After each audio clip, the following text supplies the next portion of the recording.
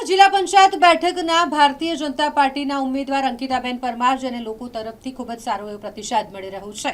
ચાપડ ગામથી લઈ તલસટ ગામ સુધીની તેમની જનસંપર્ક યાત્રા જાણે એક ઉત્સવ જેવો માહોલ હોય તે રીતે લોકો આ જનસંપર્ક યાત્રામાં જોડાયા હતા। એટલે કહી શકાય કે અંકિતાબેન પરમારને લોકો તરફથી ખૂબ જ સારો એવો આવકાર મળી રહ્યો છે।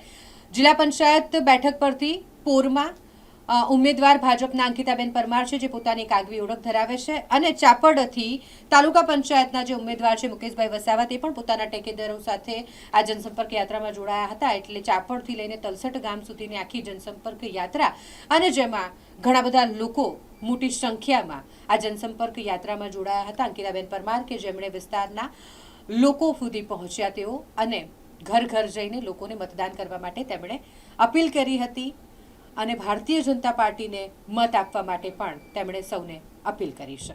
જેમે ચાપડ ગામથી પ્રચારની શરૂઆત કરી અને તલસટ ગામે પૂર્ણ કર્યું અને આ મોટી સંખ્યામાં મારી સાથે જનતાનો ખૂબ જ સારો એવો સકારાત્મક પ્રતિસાદ રહ્યો અને મને પૂરેપૂરો વિશ્વાસ છે કે 26 તારીખે જે મતદાન છે એ ભારતીય જનતા પાર્ટીના તરફેણમાં થશે અને 28 તારીખે અમે વિશાળ બહુમતીથી જીતીશું અને વિકાસનો નવો અધ્યાય સાથે અમે નવા ઇતિહાસની શરૂઆત કરીશું। આજે રાત્રિ સુધી આ જનસંપર્ક કરવામાં કેવો પ્રતિસાદ રહ્યો?